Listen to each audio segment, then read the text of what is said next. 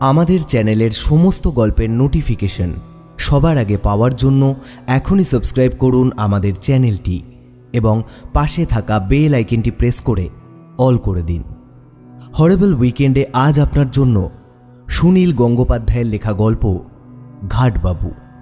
আমাদের আজকের গল্পটি সম্পূর্ণ প্রাপ্তবয়স্কদের জন্য। গল্প পাঠে এবং গল্পের সূত্রধার আমি অতনু।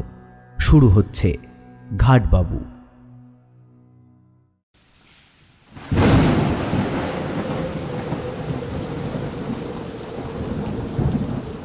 রাত কটা বাজে তার ঠিক নেই। অনেকক্ষণ ধরেই বৃষ্টি পড়ছে।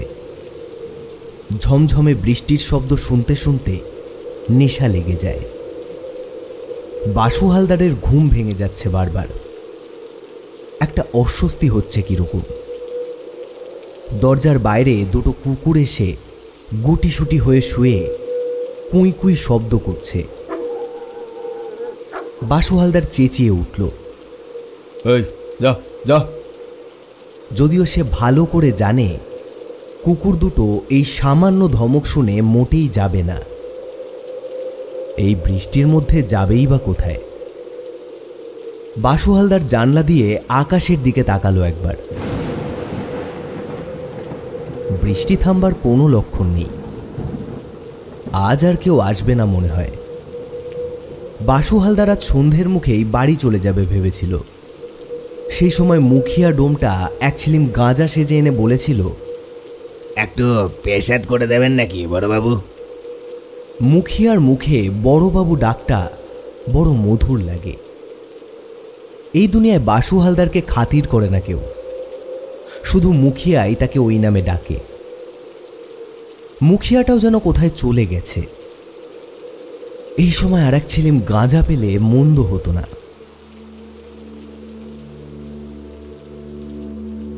বাসু হালদার এই মফস্বল শহরের ঘাটবাবু। তার কাজ হচ্ছে কেউ মরা নিয়ে এলে ডাক্তারের সার্টিফিকেট আছে কিনা দেখে নেওয়া আর মিউনিসিপ্যালিটির 2 টাকা ফি আদায় করা।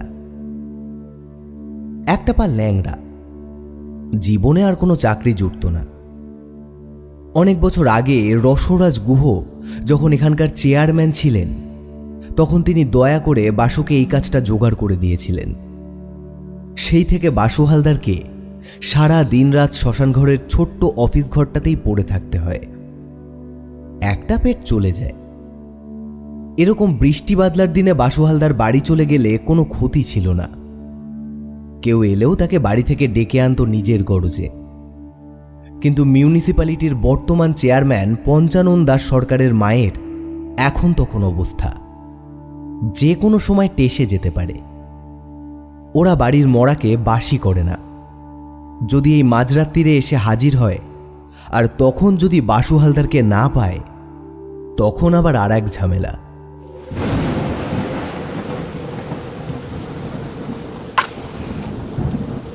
বাসু হালদার একটা বিড়ি ধরালো। চেয়ার টেবিলে বসে ঘুমোলে দোষ নেই, কিন্তু ঘুম যে আসছে না। বৃষ্টির শব্দের সঙ্গে সঙ্গে মাঝে মাঝে কুকুরের ডাক। ইস, যদি মুখিয়াটাও থাকতো এ সময়। হঠাৎ অস্পষ্টভাবে মানুষজনের আওয়াজ শোনা গেল। বলহরি হরি বলি হাঁক দিচ্ছে। তাহলে চেয়ারম্যান সাহেবের মা গত হয়েছেন। আহা, কি মাতৃভক্তি চেয়ারম্যান সাহেবের! এই বৃষ্টির মধ্যেও পোড়াতে আনতে ভোলেননি। চিতা জ্বলবে কি করে সে খেয়াল নেই। যাই হোক, ওরা বড় লোক, বেশ খরচা টরচা করবে মনে হয়। বাসু হালদারের কি আর কিছু জুটবে? বাসু হালদার ঘর থেকে বেরোবার আগেই কয়েকজন লোক একটা মরার খাটিয়া ঘাড়ে করে তার ঘর ছাড়িয়ে এগিয়ে গেল চুল্লির দিকে। বাসু হালদার বুঝল, এ তো চেয়ারম্যান সাহেবের মা নয়। তাহলে সঙ্গে অনেক লোকজন থাকত, অনেক চেঁচামেচি, অনেক ধুমধাম। তাহলে আর ব্যস্ততা দেখিয়ে কি হবে? সে নিজের টেবিলে গ্যাট হয়ে বসে থাকবে। আসুক না, ওরাই আসুক। ঘাটবাবুর অফিসে আর কোনো কর্মচারী না থাকলেও সেই তো বড়বাবু। বেশ কিছু সময় কেটে গেল। ওরা কেউ এলো না, আর কোনো সাড়া শব্দও পাওয়া গেল না। কৌতূহলে বাসু হালদার বেরিয়ে এলো। বৃষ্টি অকস্মাৎ ধরে এসেছে, আকাশে গুড়ি গুড়ি করে পড়ছে। তবে আর বেশিক্ষণ চলবে না বোঝা যায়। কয়েকজন লোক মরার খাটটা একপাশে নামিয়ে রেখে নিজেরাই কাঠ সাজাতে শুরু করেছে। বাসু হালদার কাছে এসে দাঁড়িয়ে বলল, কি ব্যাপার? লোকগুলো একটু চমকে উঠল। তাদের মধ্যে একজন এগিয়ে এসে বলল, ডমডম কাউকে দেখছি না, তাই আমরা নিজেরাই ব্যবস্থা করে নিচ্ছি। বাসু হালদার ভ্রু কুঁচকে বলল, ব্যবস্থা করে নিচ্ছেন মানে? মরা রেজিস্ট্রি করতে হবে না? মরা রেজিস্ট্রি? সে আবার কি? বাহ, যে কোনো মরাই এনে আপনারা পুড়িয়ে ফেলবেন? এ কি বেওয়ারিশ কারবার নাকি? লোকটি এক মুহূর্ত চিন্তা করে বলল, ঠিক আছে, রেজিস্ট্রি করে নিন। কত টাকা লাগবে? লোকটি জামার পকেট থেকে ফস করে দুখানা 10 টাকার নোট বার করে দিল। অন্য লোকগুলো চুপচাপ দাঁড়িয়ে। বাসু হালদার সবার দিকে একবার চোখ বুলল। কেউই তার চেনা নয়। এরকম ছোট শহরে এতগুলো অচেনা লোক। বাসু হালদার মুখ ঘুরিয়ে মরার খাটের দিকে তাকালো। একটি যুবতী মেয়ের মুখখানা দেখা যাচ্ছে। শরীরটা একটা মোটা কম্বল দিয়ে ঢাকা। শ্মশানের ঘাটবাবুর দয়ামায়া থাকতে নেই। মরা দেখতে দেখতে চোখ পচে গেছে। বাসু হালদার জিজ্ঞেস করল, কি হয়েছিল? কলেরা, হঠাৎ, মাত্র কয়েক ঘন্টার মধ্যেই। আহা! লোকটি খুব দুঃখের ভাব দেখিয়ে ফুপিয়ে উঠল। তারপর 10 টাকার নোট দুখানা এগিয়ে দিয়ে বলল, নিন, বৃষ্টি ধরে এসেছে, চটপট কাজ শুরু করে ফেলি। বাসু হালদার বলল, ডোম না এলে আপনারা কি করবেন? চিতা সাজানো কি সহজ কথা? ও আমরা ঠিক ব্যবস্থা করে ফেলবো। বাসু হালদার এবার গভীরভাবে বলল, কই দেখি ডাক্তারের সার্টিফিকেট। যে লোকটি এগিয়ে এসে কথা বলছিল সে একটু যেন চমকে গেল। তারপর অন্যদের দিকে তাকিয়ে বলল, কিরে, ডাক্তারের সার্টিফিকেটখানা কার কাছে রাখলি? একজন বলল, সেটা বোধহয় ফেলে এসেছি। বাসু হালদার কড়া হয়ে বলল, ফেলে এসেছেন? জানেন না শ্মশানে মরা নিয়ে এলে সার্টিফিকেট আনতে হয়? যান, এক্ষুনি নিয়ে আসুন। বৃষ্টির মধ্যে আবার যেতে হবে? নিশ্চয়ই। আপনি এই 20 টাকা রাখুন না। টাকার কথা পরে, আগে সার্টিফিকেট দেখি। আর একজন পকেটে হাত দিয়ে বলল, ও এই তো সার্টিফিকেট আমার কাছেই রয়ে গেছে। লোকটি পকেট থেকে একটা কাগজ বার করে দিল। তাতে কিছু একটা লেখা ছিল। এখন জলে ভিজে একেবারে ঝাপসা হয়ে গেছে। এটা কি? এটা তো কিছুই পড়া যাচ্ছে না। জলে ভিজে গেছে, কি করব? তা বললে তো চলবে না। রোগী কিসে মরল সেটা তো খাতায় লিখতে হবে। বললাম তো, কলেরায়। আপনার মুখের কথায় তো হবে না, ডাক্তারের লেখা চাই। লোকটি এবার এগিয়ে এসে বাসু হালদারের হাতে নোট দুখানা গুজে দিয়ে বলল, কেন আর ঝামেলা করবেন? খাতায় যা হোক একটা কিছু লিখে নিন না। বাসু হালদার হাতটা সরিয়ে নিয়ে বলল, ওসব চলবে না। বাসু হালদারের মানে লেগেছে। সে এই ঘাটের বড় বাবু। তার একটা মাত্র পেট। সে টাকা পয়সার পরোয়া করে না। তাকে ঘুষ দিতে আসা। বাসু হালদার নিচু হয়ে মরার পা থেকে কম্বলখানা একটানে তুলে ফেলল। তারপরেই একটা আত্মচিৎকার করে ফেলল সে। মৃত যুবতীর বুক ও সারা শরীরে জমাট বাঁধা রক্ত। বুক ও পেট ফালা ফালা করে চেরা। কেউ যেন একটা ধারালো অস্ত্র দিয়ে তাকে কুপিয়ে কুপিয়ে কেটেছে। দৃশ্যটা দেখে বাসু হালদার অদ্ভুত ধরনের ভয় পেয়ে মাথায় হাত দিয়ে বসে পড়ল। তার মনে হলো এবার ওরা তাকে কুপিয়ে কুপিয়ে কাটবে। একটু অপেক্ষা করে বাসু হালদার দেখল কেউ তাকে মারছে না। তখন সে মুখ থেকে আস্তে আস্তে হাত সরালো। তাকিয়ে দেখল আর কেউ কোথাও নেই। লোকগুলো দৌড়ে পালিয়েছে। খুনের মরা নিয়ে এসেছিল লোকগুলো। বৃষ্টি রাতে গোপনে গোপনে পুড়িয়ে ফেলার চেষ্টায় ছিল। যদি চেয়ারম্যান সাহেবের মায়ের অসুখ না করত তাহলে বাসু হালদার কিছু জানতেই পারত না। 10 টাকার নোট দুখানা পাশেই পড়ে আছে, সে দুটো যেন কাঁকড়া বিছে। ছুতেও ভয় করল বাসু হালদারের। তাড়াতাড়ি সে মৃতদেহটার ওপরে কম্বলটা টেনে দিল আবার। এরপরই বাসু হালদারের ইচ্ছে হলো দৌড়ে পালাবে। এক ছোটে যদি সমস্ত চেনা লোকের জগৎ থেকে দূরে পালিয়ে যাওয়া যেত, কিন্তু এই বৃষ্টি কাদার মধ্যে খোঁড়া পা নিয়ে সে কত দূরই বা দৌড়ে যাবে? পালাবেই বা কোথায়? তাছাড়া পালাবে কেন? সে তো কোনো দোষ করেনি। আর মুখিয়াটাও যদি এই সময় থাকতো। এখন বাসু হালদারের কর্তব্য হচ্ছে পুলিশে খবর দেওয়া। খুনের মরা কারা এসে ফেলে রেখে গেছে শ্মশানে, পুলিশ এখন এর দায়িত্ব নিক।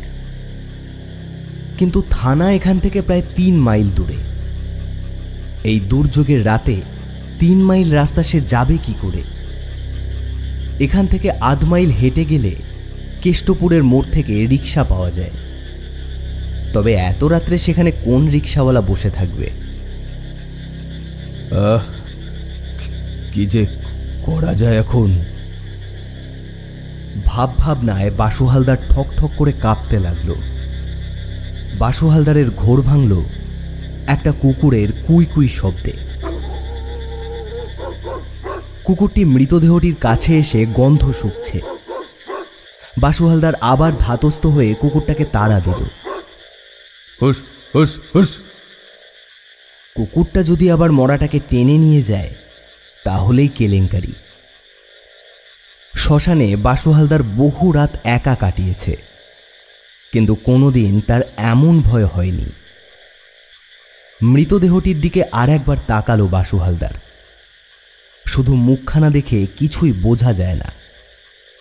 ফুটফুটে একটি যুবতী মেয়ে, যেন একবার ডাকলেই জেগে উঠবে। এখন তো এই মরা ফেলে পুলিশকে ডাকতে যাওয়ার আর প্রশ্নই ওঠে না। কুকুরে যদি মরা টেনে নিয়ে যায় তাহলে আবার সে কোন ফ্যাসাদে পড়বে কে জানে। যে লোকগুলো মৃতদেহটি এনেছিল তারা সবাই অচেনা। বাসু হালদার পুলিশকে তাদের হদিশ কিছুই দিতে পারবে না। অন্য কোনো জায়গা থেকে তারা এই খুনের মরা নিয়ে এসেছে। বাসু হালদার আর দাঁড়াতে পারছে না। আস্তে আস্তে বসে পড়ল মরাটার খাটিয়ার পাশে। আবার ঝুপঝুপ করে বৃষ্টি পড়তে শুরু করেছে। ইস, ভিজে যাচ্ছে মেয়েটা, ঠিক যেন একটা জ্যান্ত মেয়ে। ঘুমিয়ে পড়েছে, আর বৃষ্টিতে ভিজে যাচ্ছে তার মুখ। নিজের অজ্ঞাতেই বাসু হালদার হাত বাড়িয়ে মেয়েটির মুখ থেকে জল মুছে দিতে গেল। ফর্সা সরল মুখখানা। এরকম কোনো সুন্দরী যুবতীর এত কাছাকাছি কখনো বসেনি বাসু হালদার। যদি জীবিত থাকতো মেয়েটি, তাহলে তার গালে এরকম হাত দিলে সে রেগে চেঁচিয়ে উঠত না? আহা, সত্যিই যদি তাই হয়। বাসু হালদারের ওপর রাগ করার জন্যই মেয়েটি যদি আবার বেঁচে ওঠে। সে যত ইচ্ছে রাগ করুক, তবু বেঁচে উঠুক। এরকম একটা সুন্দর মেয়েকে কোন পাষণ্ড খুন করল? বাসু হালদার মেয়েটির গালে আবার হাত রাখল। কি নরম স্পর্শ! কতক্ষণ আগে মারা গেছে কে জানে। এত বৃষ্টিতে ভিজেছে, তবু তার গাটা তো সেরকম ঠান্ডা নয়, যেন বেঁচে আছে। বাসু হালদার মেয়েটির গালে একটা টোকা মেরে বলল, জেগে ওঠো, অনেকক্ষণ তো ঘুমোলে।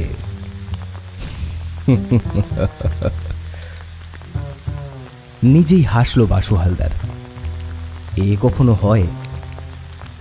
মেয়েটির শরীরে অন্তত 15-20টা ছোড়ার আঘাত। শুধু একে খুন করেনি, কেউ যেন প্রতিহিংসা নেবার জন্যই এত সুন্দর শরীরটা ফালা ফালা করে কেটেছে। কিছুক্ষণ খাটিয়ার পাশে বসে থেকে বাসু হালদার মেয়েটিকে ভালোবেসে ফেলল। তার নিঃসঙ্গ জীবনে এই যেন একমাত্র নারী, যার গালে হাত দিলেও কোনো প্রতিবাদ করে না। চুমু খেলে, একে একটা চুমু খেলে কি রাগ করবে? এই চিন্তায় বাসু হালদার এমনই উতলা হয়ে উঠল যে নিজেকে আর সামলাতে পারল না। সে মুখটা এগিয়ে এনে মেয়েটির ঠান্ডা রক্তহীন ঠোঁটে নিজের ঠোঁট রাখল। তখনই হঠাৎ মৃত মেয়েটি বলে উঠল,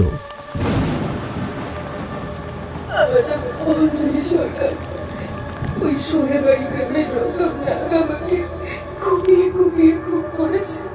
তুমি একটু দেখো, দেখো রতন আমাকে খুব করেছে।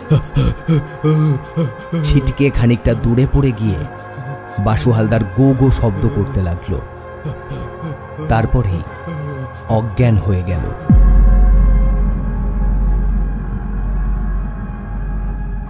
পরের দিন বাসু হালদারের জ্ঞান ফিরেছিল দুপুরবেলা। সে অনবরত চিৎকার করছিল, রতন নাগ, সোনাবাড়ির রতন নাগ, ওই ওই ওই ওই রতন নাগই খুন করেছে ওই মেয়েটাকে। ওই ওই সোনাবাড়ির রতন নাগই খুন করেছে। হ্যাঁ হ্যাঁ হ্যাঁ, রতন নাগ। পুলিশ রতন নাগকে গ্রেপ্তার করে তাকে দিয়ে স্বীকারোক্তি আদায় করার পর বাসু হালদার সম্পূর্ণ সুস্থ হয়।